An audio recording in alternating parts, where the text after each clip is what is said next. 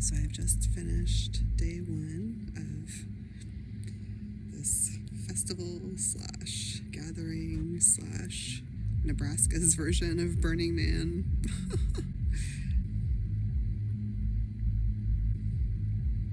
I'm here within my shift pod with my roommate, who is still out and about because, as perhaps you can hear in the background, the party is ongoing.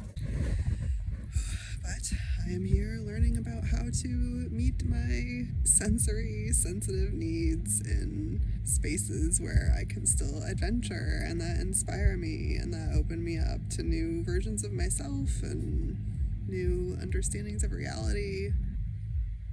That's why I'm here. That's why I want to do this. And the balance means that I need to go to bed early. The balance means that, especially on this first night, I need to take space away from engaging. I am at a gathering with 200 to 300 people, and I knew one person coming in, the one person I knew I had had a 20-minute conversation with months ago, and that was our only interaction. So every interaction I have right now is meeting someone new and engaging in like the very high energy, difficult, draining for me kind of initial engagement. What's your name? Where are you from? What do you do? Like getting to know somebody. But when I'm at a gathering of 200 to 300 people that I don't know, that means that I'm doing that literally every interaction I have. So I'm repeating the same thing and exerting that energy and just like really having to mask hard because I have to keep my energy up and be equally engaging in the same way to everybody I meet because I want to have connections and relationships with people here. But at the same time, it's very draining for me. And I can do it in small doses, but it just means that I like really have to prioritize my self-care. Like right now I need to let myself lay my head back and not hold my head in an uncomfortable position. So I'm just learning how to accommodate myself so that I can have these opportunities, because today has also just been amazing and it's only been an evening. I arrived here and have just kind of been like chit-chatting with people, and then we had dinner and had some opening speakers who kind of like set the tone, and I'm just gaining a bigger understanding of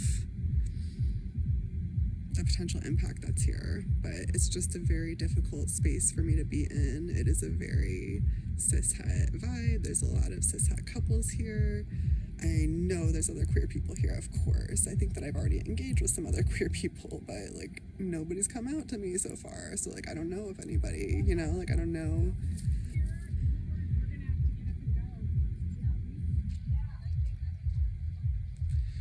Anyways, distraction. See, this is like the thing. It's been a very draining day.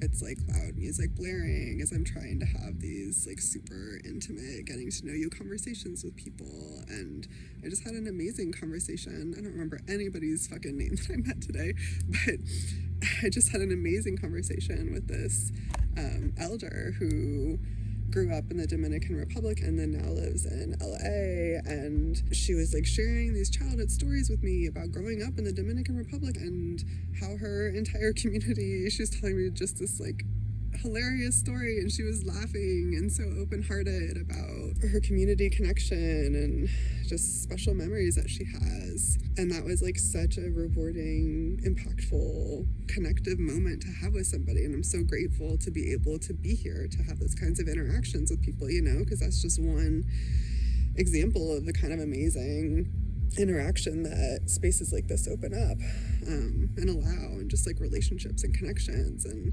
I have a whole nother video I want to talk to y'all about in terms of soil and regeneration, but at the same time it was so draining because I don't know, I'm autistic or highly sensitive, and I just, when there's loud music and so many people talking all around me, and this woman has a heavy accent, and I'm having to like put my face right up to her face to hear, and I do think that I have some hearing loss, so I just don't hear very well, and it's really hard for me to hear in loud spaces, so it just takes so much of my energy to like focus and like hone in so that I can really listen to what people are telling me.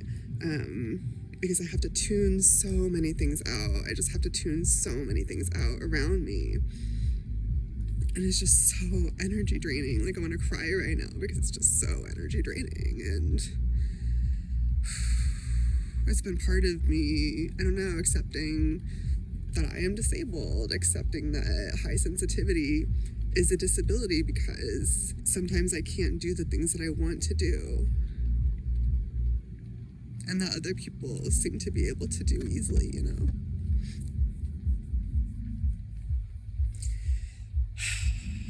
So there's, you know, like, it's just hard in some ways.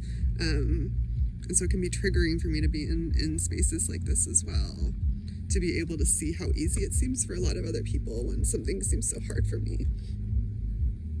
And, you know, there's emotion and whatever, trigger and stuff, but I wouldn't change that about myself. I love that about myself. I think that's part of my brilliance. It's just learning to work with that so that it's a tool and a resource and a weapon, honestly, instead of, you know, something that causes burnout for me, which has been an ongoing journey for me and is why I'm making all these radical changes. But it's, okay, here's what I want to focus on in this part, in this video. It's just that, like, I'm proud of learning to accommodate myself. Like, I'm just learning to work with my sensitivity. So I'm learning what are the things that I need to accommodate for myself so that I can show up and have these opportunities and experiences and be able to participate to the extent and level that I can participate and give myself radical permission and acceptance and understanding and compassion for my limits, for the things that I cannot participate in. So I chose to take space this evening. I'm going to continue to do that throughout the gathering, just be really mindful of, you know, especially like unstructured social time and when there's like those kinds of sensory experiences, like the loud music and trying to dialogue. So, okay, I can tell that I actually need to accommodate myself by wrapping up this video. So I'm also just, you know, like I'm proud of myself for I brought my little lights so I can have some dim light. I have like my blue light reducing glasses. I brought some new over-the-ear headphones that I got for myself so that I can really, you know, be able to manage and reduce my sensory overload. I have like an eye mask, and I figured out I could put a scarf on the light here so I can dim it from my side while my roommate still has some light. So, you know, it's just these things that I am learning to work with myself on. Okay.